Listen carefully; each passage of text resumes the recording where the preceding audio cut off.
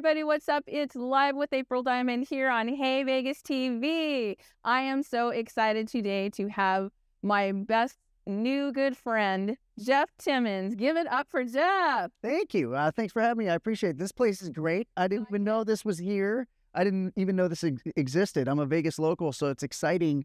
And I'm an advocate of Vegas, so it's exciting to see this going on here, and and it's also great to see you again, and happy that you're getting the opportunity to really get yourself out there outside of what you're already doing, which are plenty of amazing things already. So thanks for having me. It's a pleasure. I appreciate that. That's really nice of you to say. We had some chats online, and you got to tell a lot of your story. As you guys know, Jeff Timmons is the founding member and really the creator of 98 Degrees, everybody's favorite vocal band. Well, look, yeah, we consider ourselves a vocal group. I mean, we're influenced by Boys to Men and groups there, but there were no boy bands out when we decided to put ourselves together. Right. But, you know, years later, we kind of got lumped into that boy band thing, which we didn't like because of the connotations with boy bands that you can't sing live, and, you know, you're put together by some Svengali or some super producer or some label. Yeah. And we put ourselves together and we're inspired by vocal groups. But we're associated with the Backstreet Boys and NSYNC, which are legends and dear friends of ours.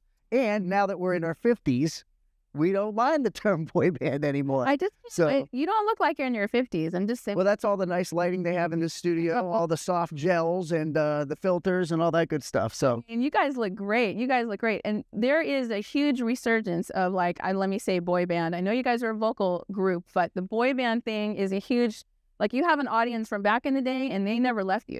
Yeah, I mean, that's what's great about it. Certainly when we started the group, you know, I started the group in college with some guys trying to impress girls. So when you start a group like this and you're trying to croon and, you know, you don't expect that you're going to do all the stuff for teenage and preteen girls. So that being said, years later, we're lucky that we had that younger audience because it allows us to do what we're doing for a living, you know, 30 years later now. They're all grown up. They have, you know, kids of their own that they're introducing our music to. And, you know, we get to go out as middle-aged guys now and still live the dream, get up and sing songs for a living. And, you know, they're more enthusiastic and excited and rambunctious than ever. Right. So it's a blessing. It really is. That's awesome. And, and you know that because you've got your own tribe at home.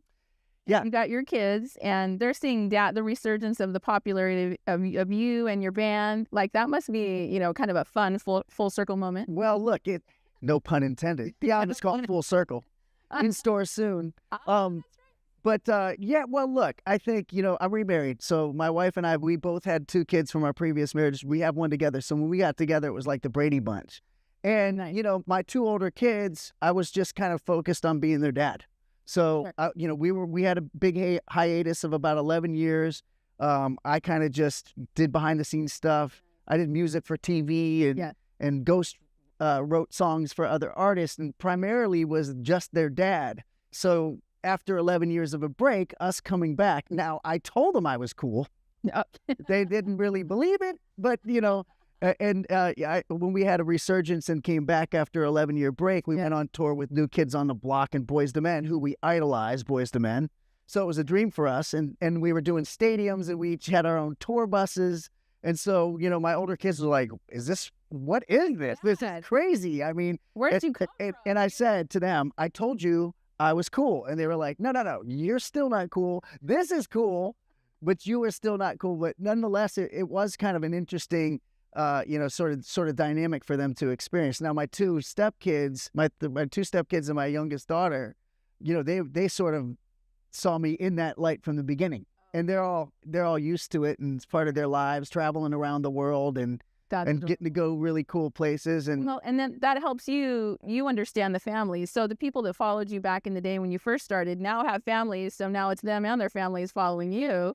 Yeah, listening to the music, so you are getting reintroduced to a whole new generation of, you know, fans and listeners and that kind of thing. It really is cool. I mean, when I say it's a blessing, I mean, we don't take any of it for granted. We never really did. I mean, we're all Ohio guys, blue-collar, Midwestern guys. We're raised in a certain way to be respectful and appreciative of everything that comes your way, right? So, you know, although it's easy to kind of get caught up in it and take it for granted, we always checked ourselves. If any of us would start to get a little out of control or let it go to our heads, we're like, look, this isn't real. Yeah. 6 months before this, we were driving to Winnebago around trying to get discovered with our pictures plaster on the side. The time. Yeah. Due diligence. And so, you can easily get caught up into it, and people will let you or want you to get caught up into it so they can get caught up into it. But, ultimately, we're very fortunate that, we're introduced to, we still have our fans from the beginning, our core fan base, which they've always been there for us. Yeah, and they continue to follow you to all your shows, because the shows that you're doing now, which we'll talk about in just a minute, but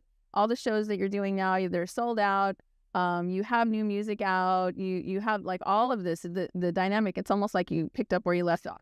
In fact, it's almost better. Although we were tremendously popular in the late 90s and early 2000s, we didn't really, there was so much competition. You had the Backstreet Boys, which we were compared to, and NSYNC, which are these, amazing, legendary groups, which we were, again, fortunate that we were compared to them.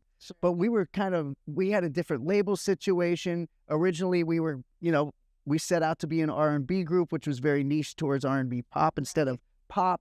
So we were streaming, kind of swimming upstream to kind of get that sort of notoriety and attention that they got. But now, years later, the association, people assumed that we were as massive as those groups. And don't get me wrong, we were popular, but not nearly as popular. But now they're coming out in droves. They just assume, we're in that same niche. Yeah, and everybody has their niche. As a vocal group, you guys have that distinguishing quality, but you're still that boy band. So you cross both of those labels, right? And when we come back, I want to talk about your new music, about your new tour, and a couple of other fun things that people in Vegas will probably be interested to hear about. So we'll be right back. Hey Vegas! Celebrate every day in style at the Composer's Room. From live music to comedy shows, we've got entertainment that'll give you that Las Vegas vibe. Our tavern serves the best drinks in Vegas. Whether you're a cocktail connoisseur or a beer buff, our bartenders got you covered. And let's not forget about the food. Our culinary delights are sure to tantalize your taste buds. Come for the entertainment and stay for the food. Reserve your visit to the Composer's Room today and start celebrating Las Vegas our way.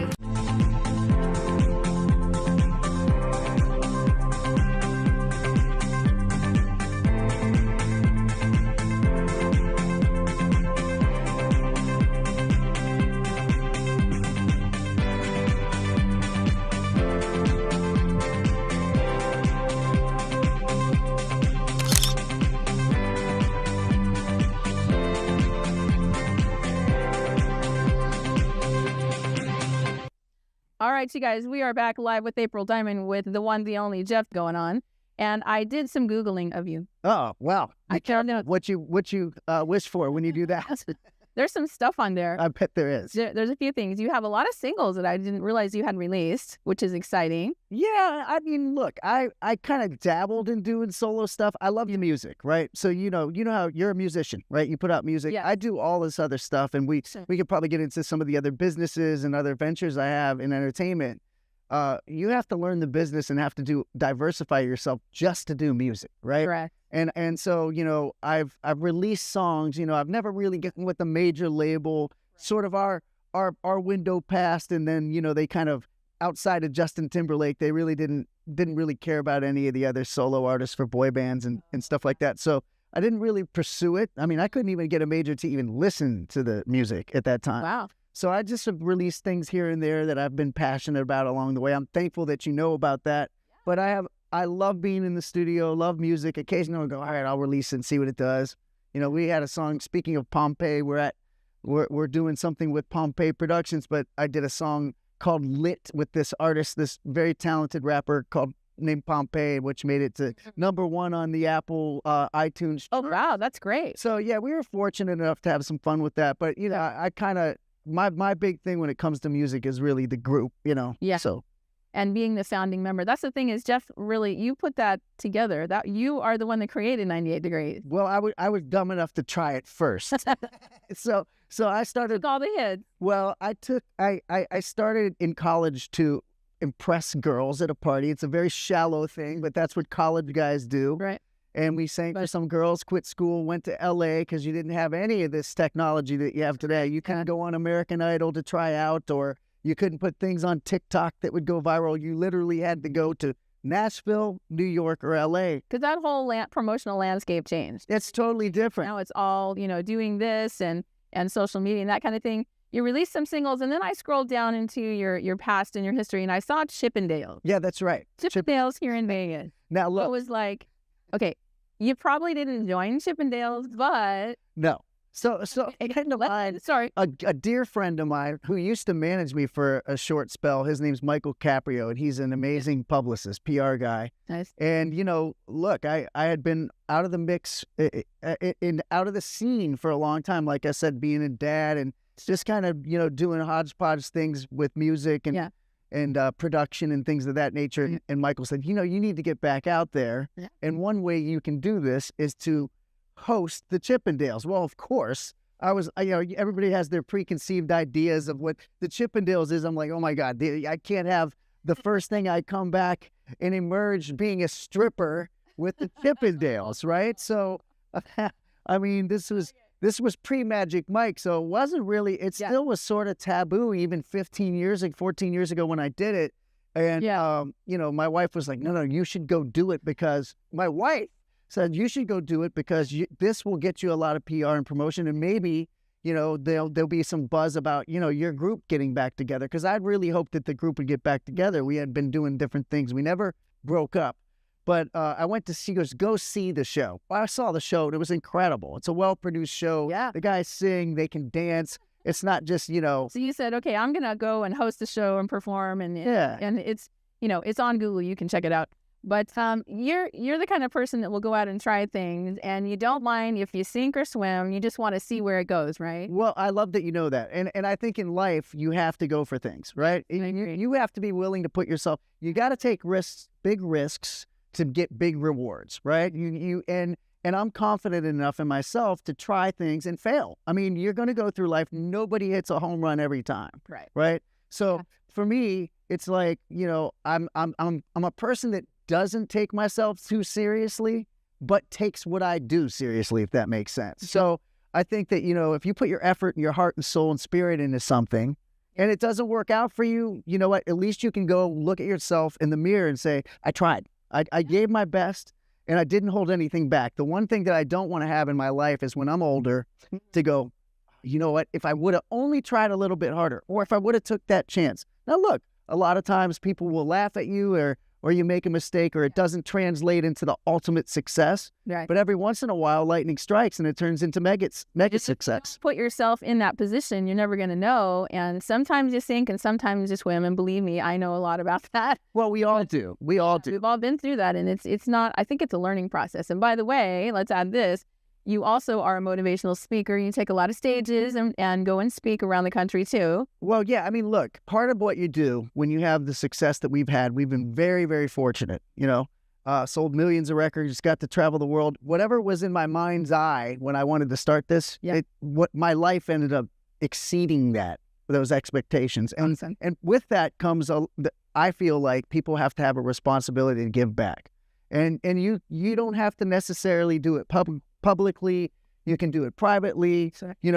It's just something that I feel is, karma or, or the energy of reciprocating the blessings that you got, however you want to frame it. Yeah. Not to bring religion into it or the universe or God, whatever you believe in.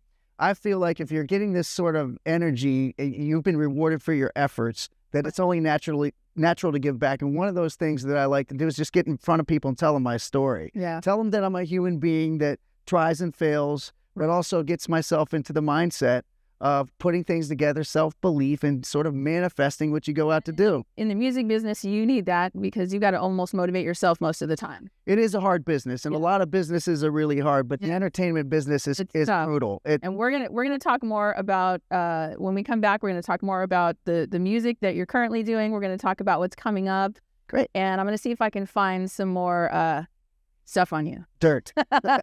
We're the best though. I love it. This is so much fun. We'll be right back with Jeff Timmons. Hey Vegas! Celebrate every day in style at the Composer's Room. From live music to comedy shows, we've got entertainment that'll give you that Las Vegas vibe. Our tavern serves the best drinks in Vegas. Whether you're a cocktail connoisseur or a beer buff, our bartenders got you covered. And let's not forget about the food. Our culinary delights are sure to tantalize your taste buds. Come for the entertainment and stay for the food. Reserve your visit to the Composer's Room today and start celebrating Las Vegas our way.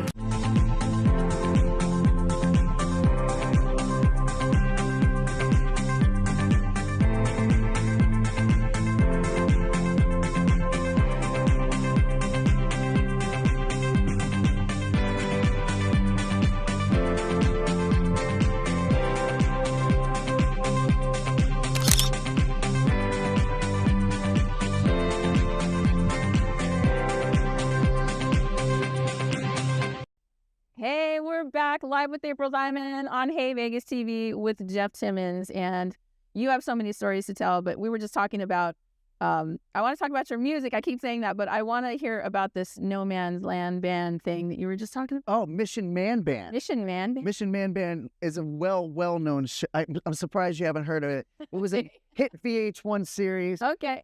No, it wasn't. It was nobody watched it.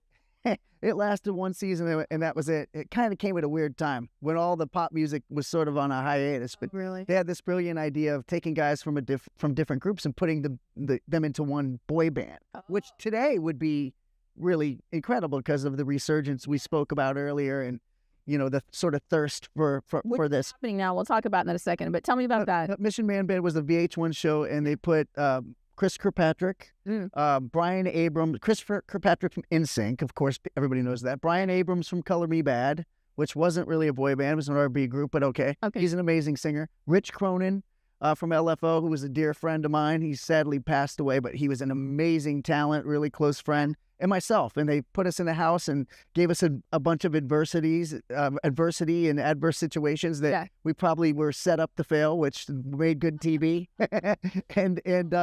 But it was a really, really great experience in that it took us outside of our comfort zone. We had been used to having all this success and all this adulation, and then they put us in vulnerable situations on camera, and it sucked. It wasn't cool, and we looked bad on TV. But ultimately, Why did you say you look bad on TV? Well, look, for example, our first performance live together was at an Orlando Magic basketball game. Okay, that's not exactly our fan base. It's a bunch of guys, so they wanted us to get boo. And Right. in fact, the production team actually put plants in the arena to boo us. And then it was supposed to be like sort of a humbling experience. And then the arc was, we came off at the end with a good performance at a club. But nonetheless, it was a great experience because it was hard, And now it's hard to get booed. Well, you don't want to get it's hard to get booed, but it's also, we had only experienced we were coming off the highest of highs, ultimate success, traveling the world on private jets and playing arenas to then it all kind of gets shut off like a faucet. And you got to come back. Well, the faucet's turned back on. Yeah. Okay. And I want to talk about, I think you guys 98 Degrees just released a new single. We did. Yeah. We released a new single called Got You, which is an amazing song. It's a great song. Thank you. Nick Lachey co-wrote it with Alex Cantrell. Lachey, come on live with April Diamond on Hey Vegas. We want to talk to you. Yeah. All you guys. He's great. And he also wrote Soul Shock, I believe, kind of wrote it as well with them. And it's just sort of, when you do music like we've been doing for so many years, you think that you need to try to evolve, and certainly you do as a musician, right? But our fan base likes the ballads. But maybe we need to dance. Maybe we need to do up-tempo club songs. Maybe you just adjust it up, or maybe you need to add dance music, beats, whatever. But I like your authenticity. You guys do what you do. Well, we got back to it. We got back to it, and the fans love it, and it sounds like a 98 Degrees sounding song. Right. And we did what a lot of people were doing, and sort of Taylor Swift has made it, kind of brought it to the forefront, which is re-recording your own masters, right? Re-recording your own songs so you have ownership of your music. And for us, it's like, sure, you make money from that if it does well, but really it's just kind of about owning your stuff. You recorded it, you made it popular, and most of the record labels own it, which is odd, right? Yeah.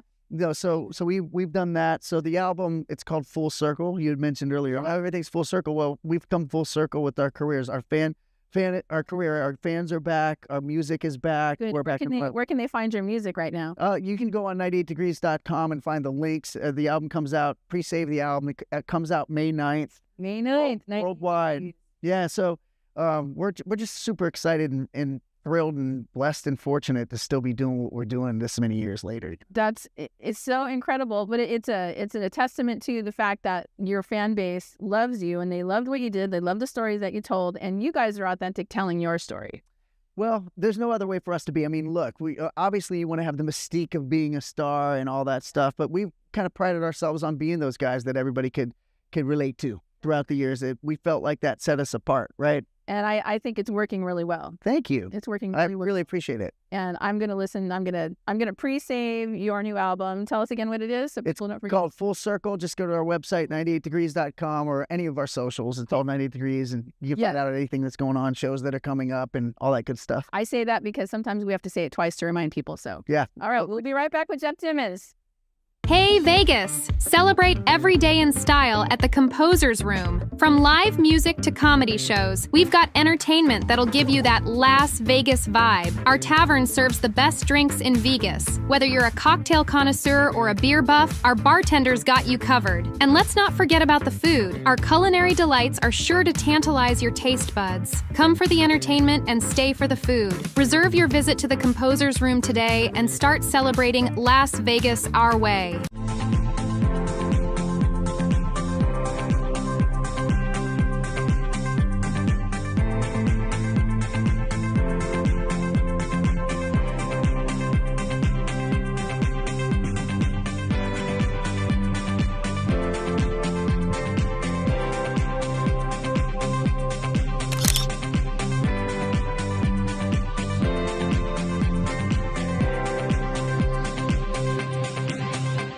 All right, we're back with Jeff Timmons and talking about 98 Degrees and the fact that you guys are back. Well, you've always been together, even the time passed and we didn't see you, but you've got some big things coming in the works. And I want to talk about Boy Band Symphony real quick. Of course. I heard about that. This is an amazing thing. Thank you. Yeah, I mean, there have been these incarnations of different boy band guys doing different things together. There was one here called the After Party that had Joey Fatone and Nick Carter and Wanye from Boys II Men and AJ. And that was like in a club kind of setting. For this one, it's myself, Chris Kirkpatrick, who's a dear friend of mine from NSYNC, right? And Eric Estrada from O-Town, who is really an underrated guy. I mean, he's an amazing, probably one of the better vocalists I've heard. The three of us do each other's songs and cover other boy band songs with a huge orchestra. It's been an enormous success for us. We didn't know what to expect or what people would think of it. Of course, right. When a lot of us sing ballads, right? So when you have these ballads, they're constructed most of the time with an orchestra in mind, and it's not really like that. It's programmed. You might have some strings, but to hear these songs come to life with an orchestra, I'm up there often getting goosebumps listening to this music. It's an amazing, overwhelming feeling. Orchestral music, but the thing that's cool about it, and by the way, all these places that you've gone, you guys are selling out. Yeah, every venue. Yeah, every venue's been sold out. I mean, we have Louisville coming up here in a couple days. We have another one, Pittsburgh, and we're about to announce another one, Columbus. And all of a sudden, your town, Ohio. Yeah, Ohio. All of a sudden, we're getting more and more offers to do this, and we just thought it would be fun to do once. So. Again, it's that thing that you just kind of, sometimes things kind of lightning strikes and you gotta go with the flow. So that whole thing, the boy band thing is back. You guys all coming from all these different boy bands. I say boy band, but I mean it in the dearest, most. We're not afraid of the term anymore. We love it now that we're older. Call us boys, fine. Yeah, exactly. But and the music is so timeless. I listen to your stuff. I listen to Backstreet Boys, and I think they have a residency coming up. They're going to be playing at the Sphere. I'm sure it's going to kill. I mean, I think they've already sold out and added dates already. So it's the time. It's back. And you guys are about to start. Are you gonna? Is a tour coming? Is something? Well, we're doing some national dates here. We have Disney coming up, Epcot end of April, and then we have a couple of things in October. But really, we haven't served our fans overseas where we broke first. So this year we're going to kind of concentrate on going to Southeast Asia, Canada, and some other parts of the world where a lot of people don't know. We didn't necessarily break in the U.S. first. We had to go other places. Right. And that's where we're kind of going to go back and see some of those folks. You go out and you come back to the U.S. Yeah. So, well, Jeff, thank you for coming and being on Live with April Diamond. It's a pleasure. Always an honor to talk to you. Congratulations on this. This is incredible, and your new music too. And thank you. Anytime you want me on, I'd be happy to come back. I would love to have you come back. In fact, we'll do that. We're going to do another episode at some point and talk about some more stuff. You have great stories. You have great music. And thank you for watching Live with April Diamond here on Hey Vegas TV. Give it up for Jeff Timmons. Whoop. Thank you. You're my own audience. Thanks, Jeff. Thanks for having me. Appreciate you. Thanks, you guys.